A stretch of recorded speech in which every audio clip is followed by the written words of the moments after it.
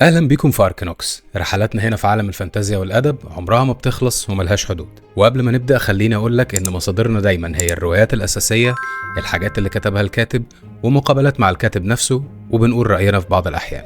النهاردة هنتكلم عن واحد من أهم الحاجات اللي بنتعرض لها في أي عالم فانتازي بنكون جزء منه، سواء بالمشاهدة أو بالقراية: موت شخصيتك المفضلة. موت الشخصيات في الأعمال الأدبية بيكون في أحيان كتير سبب مهم من أسباب تحريك الأحداث أو تطوير الشخصية الأساسية. لكن من أهم الأسئلة اللي بتطرح نفسها دايما على بال أي حد بيتابع عالم من دول وبيشوف شخصيته المفضلة بتموت: يا ترى إيه اللي كان هيحصل لو كانت عاشت؟ النهاردة هنتكلم في النقطة دي في عالم من أكبر العوالم الفانتازية اللي كلنا كبرنا معاها، وأنا شخصيا كبرت معاها، عالم هاري بوتر. هنتخيل سوا ايه اللي كان هيتغير في مجريات التاريخ ومجريات العالم السحري لو كانت بعض الشخصيات اللي اخترتها لكم النهارده كانت عاشت ما ماتتش. ايه اللي كان ممكن يحصل؟ ايه هي التغيرات المتوقعة؟ وكان هيبقى ايه شكل نهاية الرواية وحياة الشخصيات لو الناس دي كانت عاشت؟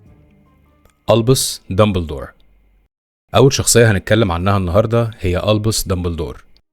وقت الوفاة كان الكتاب السادس، الأمير الهجين. سبب الوفاة قراره الشخصي بطلبه من سيفيروس سنيب انه يتخلص منه لحماية دريكو مالفوي، وتعزيز مكانة سنيب عند فولدمورت كجاسوس، وبرضه زيادة ثقته فيه للمرحلة الحاسمة الجاية، وده استغلالا لكونه بالفعل جسمه بيتآكل وبيموت من أثر لعنة أول هوركروكس لقوه، الخاتم اللي بيرجع لمارفولو جونت، واللي حط حفيده توم ريدل أو لورد فولدمورت عليه لعنة علشان اللي يلاقيه ما يكملش، واللي لولا قوة سحر دامبلدور ومعرفته بصد اللعنات كان هيموت منها خلال لحظات. لكن بمساعدة سنيب قدر يحجم الأثر وما بقاش قدامه أكتر من سنة أو أقل قبل ما اللعنة تقضي عليه تماما. مع وفاة دامبلدور اتحققت لفولدمورت أول وأهم خطوة في عالمه المظلم الجديد: التخلص من أكبر خطر عليه والساحر الحي الوحيد اللي بيخاف منه. فولدمورت كان مؤمن جدا بقوة دامبلدور وكان بيعتبره أستاذه، خاصة وإنه كان على علم كامل بكون دامبلدور في وقت من الأوقات دخل بالفعل العالم سحر الظلام وخرج نفسه بنفسه منه، وده بالرغم من كون شريكه في المرحلة دي هو سيد الظلام في العهد القديم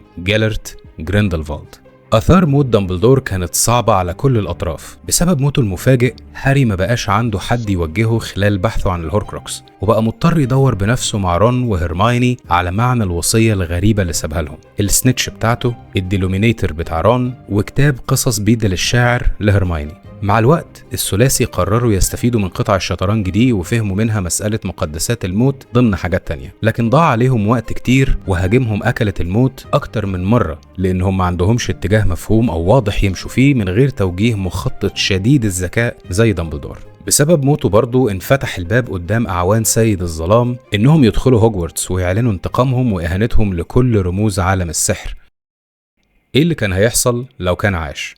أهم حاجة إنه كان هيمنع خسارة شخصيات مهمة ومحورية من جماعة العنقاء، أهمها ماد آي مودي، وما ننساش طبعا هيدويج اللي كلنا زعلنا عليها أكتر من أي حد، وده من خلال عدم حدوث معركة البوترز السبعة من الأساس، لأن تعويذة الحماية اللي حطها دامبلدور على البيت رقم 4 في بريفت درايف اللي هو بيت عيلة ديرزلي كانت مصممة إنها تحمي وتخفي هاري لحد عيد ميلاده ال17.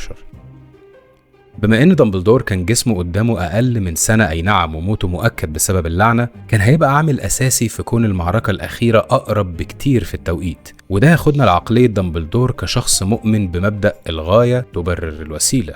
مشهد الذكرى بينه وبين سنيب اللي اتفاجئ فيه انه هو نفسه وهاري بوتر مجرد قطع في شطرنج كبير بين دامبلدور وفولدمورت، بيتكلم دامبلدور عن المسألة دي وبيقول انه قرر يستغل الوقت المتبقي ليه في تدريب هاري بشكل خفي، وفي نفس الوقت يضمن حكاية دريكو لأنه كان بدون ناقة ولا جمل في معركة أجبر عليها، ولو كان قتله بالفعل روحه كانت هتتدمر للأبد. وكلاعب شطرنج محترف وعنيف كان مدرك قوة وأثر جملة محدش توقع أنه يسمعها في أي وقت قريب، وهي دامبلدور اتقتل وعلى يد أمهر مساعدي سيد الظلام نفسه. في مقابلة سنة 2005 مع موقع ذا ليكي كولدرون، جي كي رولينج قالت إن الحل الروائي الوحيد لإن هاري يخرج من عباية كونه طفل محتاج للحماية والمساعدة ويتحول لساحر مدرك لتداعيات كل شيء حواليه هو إن آخر طبقة حماية في حياته تنتهي. بعد سيريوس نقل هاري شعوره بالأمان لدامبلدور، واللي للأسف استغل ده من وجهة نظر ناس كتير ومن وجهة نظري أنا كمان أسوأ استغلال. لو ركزنا أكتر كنا هنلاقي إن دامبلدور على الرغم من قوته كانت مهمته انتهت. قدر يعلم هاري كل اللي محتاجه، قدر يخلي سنيب موثوق فيه عند فولدمورت، رسم خطة المعركة الأخيرة وحرك كل قطع الشطرنج لمكانها وفاضل التنفيذ. نقطة تانية كان هيترتب عليها كونه لسه عايش، ما كانتش مينيرفا ماجونيجل وكينجزلي شاكلبولت هيقدروا يتخلصوا من دورهم كأتباع ومنفذين لإرادة قائدهم ويقدروا يعرفوا قدرهم في المجتمع السحري. وده كان واضح من محاولاتهم للتواصل مع الهيئات السحرية في بلاد تانية زي بلغاريا وفرنسا للتعاون معاهم لإيقاف سيد الظلام، بالرغم من كونهم سحرة أكتر من أقوياء. لكن كان العيب الأساسي اللي عانى منه الثنائي ده إنهم كانوا مشهورين محلياً أو على الأقل في المجال السحري البريطاني بس، لكن خارجياً كان دامبلدور هو المحرك الأساسي للعلاقات الدولية السحرية، بما إنه كان رئيس الاتحاد الدولي للسحر قبل ما وزارة السحر تسحب منه المنصب ده بعد ما قرر يعلن عودة فولدمورت. ريموس لوبين. وقت الوفاة معركة هوجورتس الكبرى في الكتاب الأخير. سبب الوفاة معركة ضد أنتونين دولهوف، تفاصيل المعركة للأسف غير معروفة. بانتهاء حياة ريموس لوبين اتحقق لرولينج الهدف الأساسي اللي قررت توصله للقراء، وهو إن الحرب كفيلة بإنها تنهي أجيال كاملة وتصنع أجيال عديمة الآباء أو الأمهات بيضطروا يواجهوا الحياة لوحدهم. زي ما كان هاري ضحية حرب بين النور والظلام، تادي لوبين بقى يتيم الأب والأم لأسباب مجهولة ما تدلوش حتى قصة يحكيها. ما يعرفش ماتوا جبنة ولا شجعان، لأن وفاتهم كانت عادية، ضحايا في معركة عملاقة على يد ساحر أي نعم معروف إنه قوي لكن مش مميز ولا حتى في صفوة الصفوة من أتباع فولدمورت.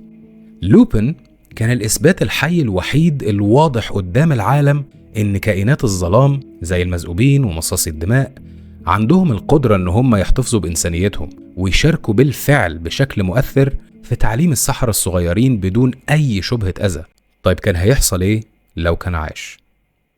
خليني أصدمك وأقولك إن أثره ما كانش هيبقى إيجابي للدرجة اللي أنت متخيلها، خاصة وإن ابنه وأكبر المتأثرين بعدم وجود أب وأم كبر ووصل لسن 19 سنة وما زال بيوصف إنه شاب هادي محبوب متوازن نفسيا وقريب جدا من عائلة بوتر.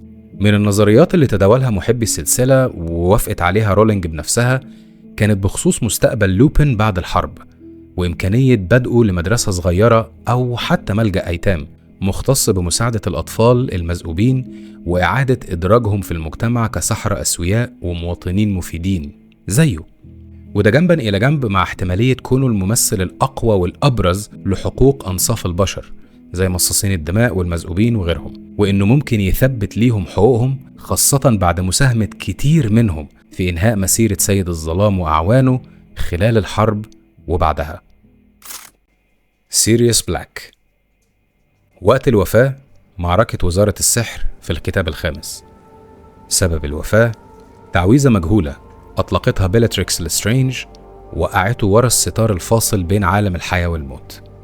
سيريوس بلاك حياته وموته مستحيل تصدقهم إلا لو كنت قريتهم أو عشتهم بنفسك. مثال حي على إن التضحية بكل ما تملك في سبيل إنقاذ نفسك وإيجاد الحقيقة مش دايما هيوصلك للسلام النفسي. حتى يوم موته كان نقطة محورية في القصة كلها. في نفس اليوم بيظهر دور النبوءة المشهورة عن هاري وبيحاول رجال فولدمورت الوصول ليها بأي تمن، وبرضه بيعلن سيد الظلام عن عودته بالهجوم على وزارة السحر بنفسه. وهنا بتظهر سخرية القدر في إنه بيهاجم المكان اللي كان بيحارب الكل لمدة 5 سنين متواصلة علشان ينفي مسألة عودة سيد الظلام. وبسبب موت سيريوس بيضطر دامبلدور يعترف لهاري ولينا كقراء بمحتوى خطته الكبرى اللي ببساطة عرفت هاري دوره من صغره في الخطة دي، مجرد طعم للقضاء على فولدمورت. بموت سيريوس بلاك وبانتهاء معركة الوزارة، بيلاتريكس بتتحول في اللحظة دي من مجرد ساحرة شريرة بتساعد عدوه لعدو هاري الشخصي، الشخص اللي سلب منه قدام عينيه أبوه التاني، وبتتحول لهدف عاطفي ونفسي عند هاري وبقية جماعة العنقاء الجديدة والقديمة إن هم يكملوا ويخلصوا المعركة للنهاية. إيه اللي كان هيحصل لو كان سيريوس بلاك عاش؟ سيريوس كان عايش بجرح كبير محدش يعرفه اسمه ريجولوس بلاك، أخوه الصغير اللي دمر نفسه بنفسه علشان يحرج سيد الظلام، لكن المقابل كان هدية غير مرغوب فيها لأخوه الكبير سيريوس، الوحدة.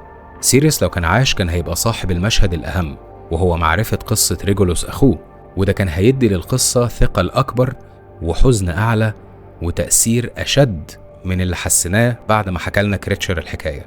ومش بس كده، كان البحث عن الهوركروكس هيبقى أسرع، وكان هيبتدي ببيته نفسه اللي فيه قطعة محورية وهي قلادة سليزرين نفسها. لكن رولينج هنا قالت في أكتر من مقابلة إن حياة سيريوس عمرها ما كان ينفع تبقى بالسهولة دي.